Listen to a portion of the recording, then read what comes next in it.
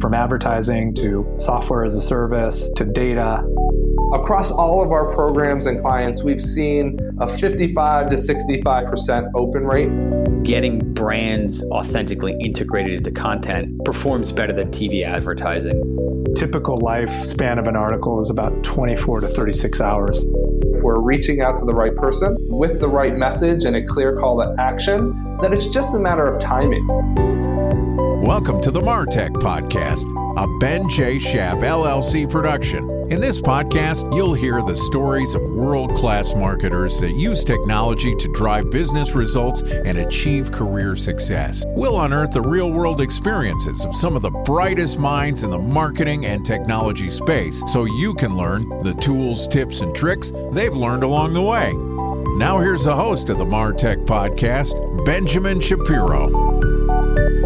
Welcome back to the MarTech Podcast. Okay, today we're going to continue our conversation about the evolution of the content creator ecosystem.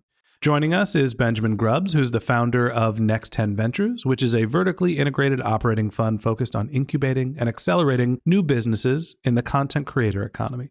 Prior to launching Next10 Ventures, Benjamin held leadership roles in digital content-centric companies like Turner, Google, and YouTube. In our last episode, Benjamin gave us his overview of the current landscape for content creators. If you missed that episode, it's great. I highly recommend you go back and give it a listen. That said, today we're going to do a deeper dive into the various ways that content businesses are monetizing their efforts. Here's the second part of our interview with Benjamin Grubbs, the founder of Next10 Ventures. Ben, welcome back to the MarTech Podcast. Thank you for having me. Great to have you back. And in our last episode, we covered a lot of ground. We talked about some of the different channels, some of the different variables that content creators need to think about when they're producing their content, and also a little bit about the personal side of being a content creator and the role that it can have in your life.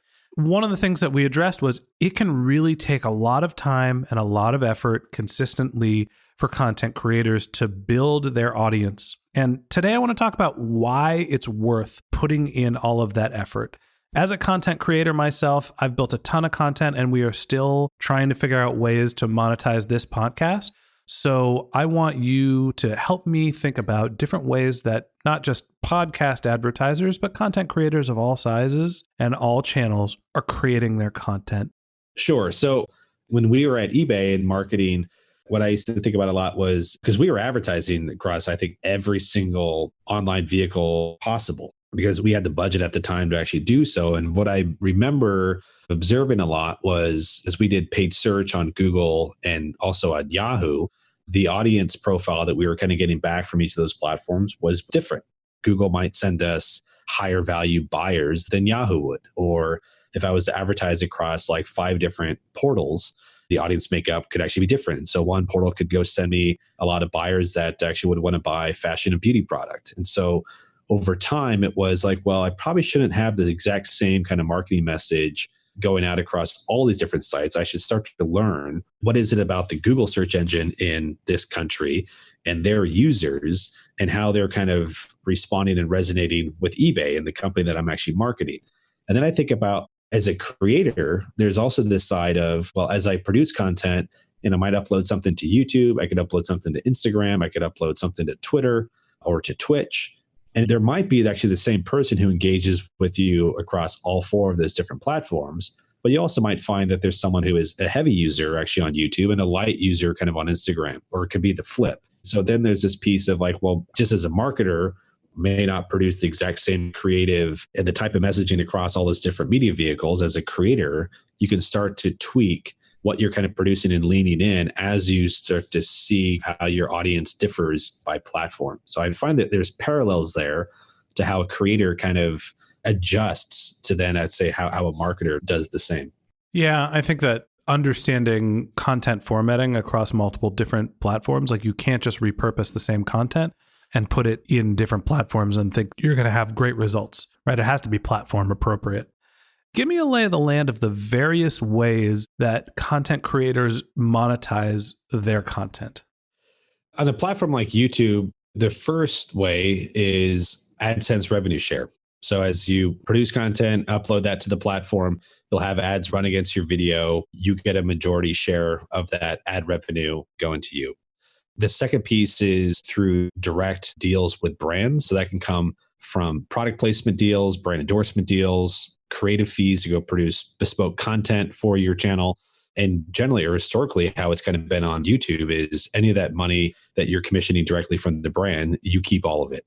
Then there's also ways to monetize what you're doing actually directly with the audience. So YouTube's been rolling out a lot of different products and features to better enable that. And so if you're producing live stream content, you have an engaging audience, and you actually have people that are commenting a lot actually in the chat. There's a feature called Super Chat where a fan actually will pay money to boost their post to actually make sure that you as a creator actually see that. Or there's memberships, so you can actually have a subset of your community actually pay a monthly fee, and then you're going to give them access to exclusive kind of live streams or premieres of content before anyone else is going to go see it.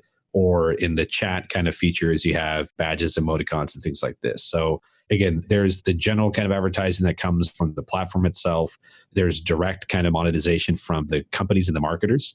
And then there's also direct fees coming from the audience itself. One of the things that I've said a few different times in our monthly recaps for this episode is that there's three ways we're thinking about monetizing this content asset, which is first and foremost advertising, right? The second is building out referral relationships. And then the third is trying to do lead generation for professional services. And so it seems that what I've been saying maps back to the various channels that you're talking about, which is advertising, going out and finding brands, and then trying to find a way to monetize your existing audience. So let's talk about each of those various ways of monetization one at a time. Let's start off with the in-product advertising integration. So for example, with YouTube, you're getting your AdSense revenue. What level of scale do content creators need to reach before they get to a meaningful amount of that integrated advertising revenue? It depends on what the goals and expectations are. I think for folks who are actually trying to make a living through producing content and uploading that to YouTube, and actually might be employing some people. So you might have some staff helping you with editing or with production. So you're going to have some overhead to kind of cover. You generally, I think, need to be producing content that can generate millions of views to actually have some meaningful revenue kind of coming back to you. So if you're producing content that's getting kind of tens of thousands, hundreds of thousands of views on like a monthly basis, I think that's more of a part-time kind of aspect. I think you generally do producing content that actually has millions of views a month to actually have kind of meaningful AdSense revenue coming back to you. So what I'm hearing is when you're in the thousands of views per month, you're basically looking at something that is a hobby. When you're in the hundreds of thousands of views per month, you're creeping into a part-time revenue stream. And when you get into the millions of views on a monthly basis for a piece of content, then you're really getting into the point where you have a business that can be sustained on advertising. Well, I think you could have a business that you could have some meaningful revenue coming in through AdSense. I think the sustaining piece is going to vary kind of creator to creator on just like what their cost structure is. So I think depending on where the person is based and what their cost of living is, or to what I was saying before, are you doing this by yourself, or do you actually have a team? Do you have some overhead? Do you actually need to cover that? So I think that's where with the brand sponsorship or kind of product placement and that kind of integration, that revenue is, I think, far more significant than the AdSense money. But AdSense is coming to you kind of every single day. And on the other side, it's like, how many deals are you going to be commissioning or signing with brands directly? And so is this once a month that you're actually kind of doing that kind of revenue stream, whereas you have AdSense actually every single day? So the main thing I would kind of say is don't really depend on only one revenue stream. I would be thinking about multiple ways to kind of monetize actually what you're doing, whether that's through the platform, whether that's directly with brands, or whether that's actually kind of having some monetization directly from consumers as you are kind of building and growing a community on the platform. Just to do the back of the envelope math, I'm just thinking about when you're saying if you get millions of views of a YouTube clip in a month, how does that monetize? What's the average CPM for a YouTube video that is getting millions of views? It also varies, but I think if your audience is predominantly in the US market, you're producing content that is brand safe, it's I would say it's content that should have no issue with any like CPG advertiser, any family kind of marketer. You're not making content that's only adhering to like alcohol brands and people over the age of 18. So if it's a broad kind of category, I would say if you're generating like 5 million views a month from an AdSense standpoint, you might be looking at roughly around like $10,000 a month in AdSense revenue. So that's closer to like a $5 CPM. It's below $10 in terms of thinking about monetization from AdSense at scale. There's a lot of variance to go into this. Sure. So one is the markets that you're serving, where your audience is actually coming from. The second piece is like what the demand is for your type of content in the category that you're producing. So what the advertising demand is for that. Then it also goes down to what your fill rate is. In different markets, the fill rate's going to be different, and in different categories, it's also going to vary. But if you generate 100 views, it's the fill rate is basically what percent of those views actually have an ad served against them. Then the other piece is the advertising format itself. So is it the video advertising that's a pre-roll, so through the TrueView, or is this display advertising? And the CPMs vary quite a lot. I think for some of the pre-roll video advertising, brands in the US market can be paying over $20 on a CPM basis, but then you might not actually have a lot of that inventory being filled or served, but you might have a larger kind of volume on the text overlay, display advertising, and some of the CPMs for that could be under $1. So your blended CPM across all formats could end up being in that $5 range. But it's just to kind of point out, I think with the pre-roll video advertising, the CPM rates for that are far higher. I understand that there's a range, and that's a great call out. And there's obviously different formats, and every content creator's content is going to monetize differently using Google's advertising platform, using AdSense. I think that for the content creators that are out there, when they're thinking about what level of scale do I need to achieve to make significant money, for me, what I'm hearing is when you get into the million views per month and you're making $10,000 a month, when you achieve scale, you're looking at $100,000 of revenue per year. So that's the carrot that's in front of you from an advertising perspective. And obviously we're using big, broad, round numbers. And I'm sure that there's a range, and that some people are making millions of dollars off of videos and some people are making nothing. But just general thinking, what the expectation is when you get to scale is that you can make $100,000 per year if you're getting millions of views per month. That's the basic math that we're getting to. Does that sound fair? Yes. So I'd say like on an annual basis, you should be kind of generating around 50 million views over the course of the year. Mm-hmm. That is a broad range. And as you said, it's going to vary. There are folks who might be generating that number of views, but based on the markets that their audience is actually coming from, based on the content that they're producing and how there is or isn't demand from advertisers looking to advertise against that type of content in the category, in that market, there could be a lot of fluctuation. So you could see much less than that, but you can also see potentially more than that. But that just as a starter to kind of benchmark. And I think if you're under that amount, then I would start to look at, again, what your audience makeup is, the type of content that you're kind of producing, how that is or is not kind of conducive for a broad base of advertisers. I mean, there's folks that produce content on YouTube, have a lot of profanity in their content that doesn't monetize too well, because there's a lot of brands who opt out of profanity on the platform. Or there's folks that produce content that's generally acceptable to people over the age of 18. So then again, you could strip out a lot of brands that may or may not kind of want to advertise against that type of content. Right. Let's move on to our next path to monetization. You mentioned that there's ways to work directly with brands.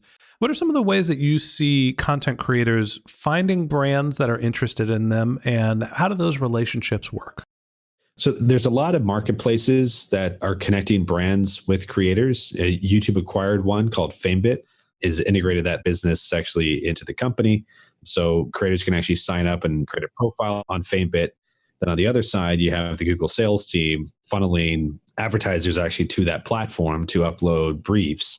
So the brand's going to go state what their campaign is, what their objectives are, what they're actually looking for. And then creators can kind of respond to that, saying that they actually produce content that kind of adheres or kind of meet that brief and that objective. So FameBit's one option. There's a lot of other marketplaces in the market that are doing similar things, but also for other platforms too. Like there's some marketplaces that are just focused on the Instagram platform and then connecting creators actually on Instagram with brands. There's other folks that have managers and talent agents that are actually also proactively looking for commercial deals for their clients.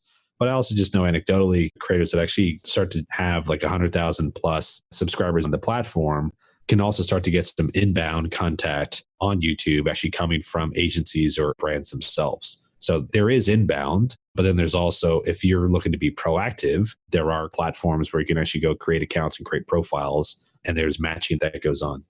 Interesting. Outside of YouTube, for other content channels, let's say, I don't know, podcasters, for example, how do you recommend that they find advertisers if the platform or the medium isn't as developed as YouTube? With podcasters, and then I see this also on YouTube again, but also elsewhere. But you have the different categories of advertisers. So you have direct response advertisers, then you have brand advertisers that have brand objectives actually for their campaign. So I think one is just actually observing who's active actually in the space. And so if you can also want to be proactive, it's seeing that, okay, there's companies like ZipRecruiter that I hear quite a lot actually advertising on podcasts. So if I'm actually producing a podcast, it might be a company, I would just reach out to them instead of waiting for them to kind of contact me and actually let them know about what I do, the audience makeup I have, and how that actually might align with what their goals and objectives are for actually getting new people to sign up to their service.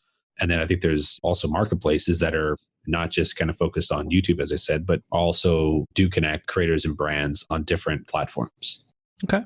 The third method of monetization that you mentioned was monetizing your audience. And there's a couple different ways you talked about, which were related to live streaming.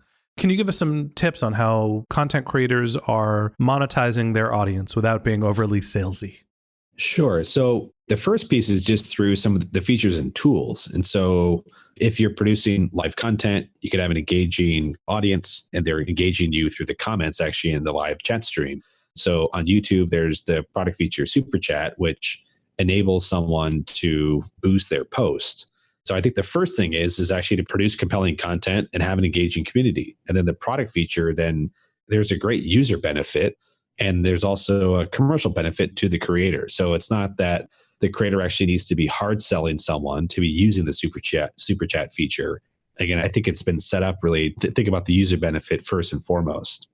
It sounds like a lot of what you're talking about with these features, to me, it's how I think that Twitch monetizes. Like the live chat where somebody's trying to get in front of the broadcaster in real time, or the subscriptions to see the premium content or different types of access.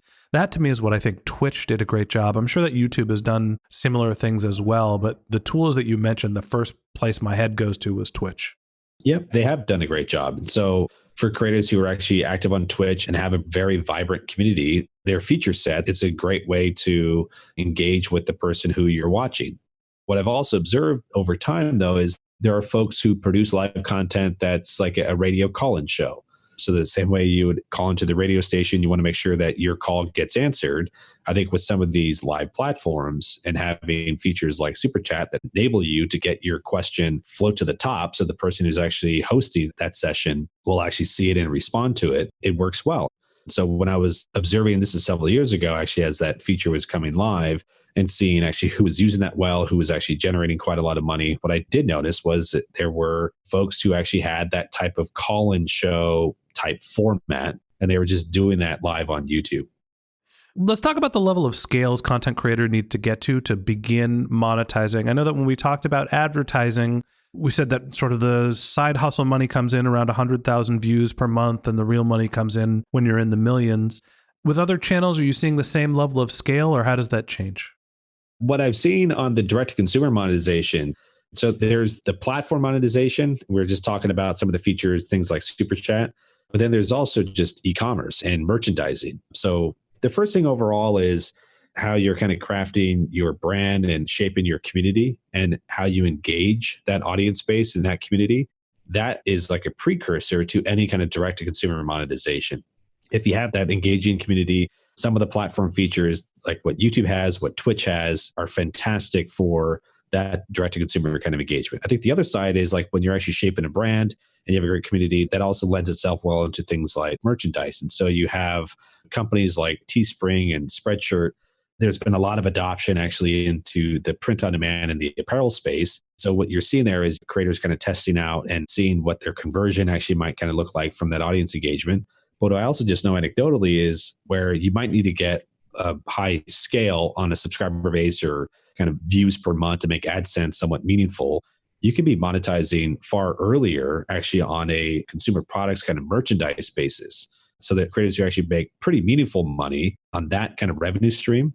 You can be selling, shirts and sweaters and different things for $20, $40, $50. You have a net basis after you kind of take out some of the costs, but you don't have to have millions of people actually kind of buying your product. You could have a subset of that. And that money kind of compared to what you'd be kind of driving from like an AdSense perspective could stack up quite well, could actually outweigh what you'd actually be making on that advertising basis. Okay. Let's turn the page a little bit. I want to talk about Next10 Ventures and some of the people that you're interested in reaching. Tell me a little bit about the type of content creators that you're looking to reach and what are the relationships you're building at Next10 Ventures? Sure. So we're looking at both the incubation and also on the acceleration front. So on the first side, what we're thinking about is where we could play a role in supporting creators financially to give them the flexibility or the freedom to kind of focus on content production in categories and also in markets where we feel there is an undersupply. So the first broad area that we're actually kind of looking at is education and learning. That's one focus area. On the acceleration side, that has more to do with creators that are pretty well established on the platform. It's likely been active for 5 to 10 years and already have a community that's millions of subscribers. And they're thinking about actually how to accelerate or extend what they've already kind of built over that time frame and really kind of take it to the next level. So the areas that we're starting to kind of focus on, the categories are around kids and family, health and well-being. Well, we've seen a lot of interesting opportunities in fashion and beauty, in sport, also in gaming and music. There's a lot of different opportunities in front of us, but in terms of where we're focusing, it's in the kids and family, health and well-being, and education and learning. Okay, great. Last question I have for you, and we ask the same question to everybody who comes on to the show. What advice do you have for someone that's new into marketing, that's interested in becoming a content creator or getting into your business? What's been pretty fascinating for me, just spending the time that I actually did at YouTube, but I would say even going earlier in my career kind of at eBay, it was just seeing how individuals were creating brands and creating communities on these global digital platforms. Saw that first on the eBay, folks creating stores and selling products and creating a community and a lot of repeat buyers. And I think with then YouTube, it's content creators who are producing content, creating a community, and you have repeat viewers. And I think there's something just on the folks who are doing this natively and who are not paying their way onto the platform. On YouTube, the vast majority of all the successful creator channels do not spend $1 on advertising. All of their growth has actually been organic. So they're, I think, really thinking about shaping a community. And on a platform like YouTube, there's a lot around like personality and how the audience is responding to the creator and their own personality and wanting to follow that. And so I think as like a marketer, as I'm kind of helping to have a company go build its brand and then thinking about like a platform like YouTube, it's really to think like to get into the mind of a creator and to think about organic growth before thinking about if you have the budget. It's easy to kind of get into paid marketing and some of the paid channels. I would say kind of before that is really think about how you can actually establish some foundation and a footing kind of on the platform in an organic manner and to operate kind of as a creator, because it's actually, I think it's been proven over the last decade, those are the very successful kind of channels on the platform. And as a marketer, you look at some of the top channels on the platform and just spend time kind of watching the content, kind of seeing how they start, how they finish, what they put like in their video description, how they use meta tags. So it's seeing these creators as marketers. And I think there's a lot of insight to gain just from that versus studying what Procter & Gamble or Unilever kind of does on YouTube. But I'd say it's like what Phil DeFranco does to get a daily audience of 1.5 million people tuning into his show. And how does he engage and retain from that aspect? And so he might not think of himself as a marketer, but he's effectively doing marketing kind of on the platform. You definitely have to do your homework to understand not only about the platform and how you can use it, but also what are other people doing to be successful.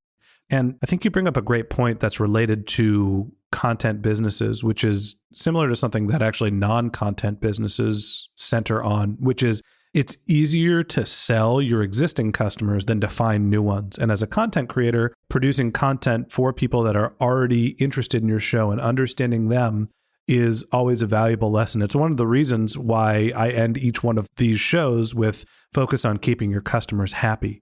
It's a great lesson for marketers, and I think it's really great advice.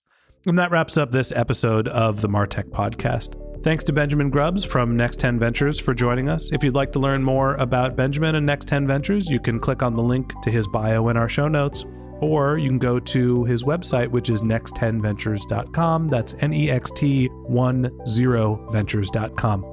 If you're a subscriber to the Martech Podcast, thank you for being a member of our community. If you have questions, comments, or if you'd like to be a guest on the show, feel free to click the Contact Us link in our show notes or reach out to us on Twitter or LinkedIn. Our company handle is Ben J. Shap LLC, and my personal handle is Ben J. Shap, BenJShap.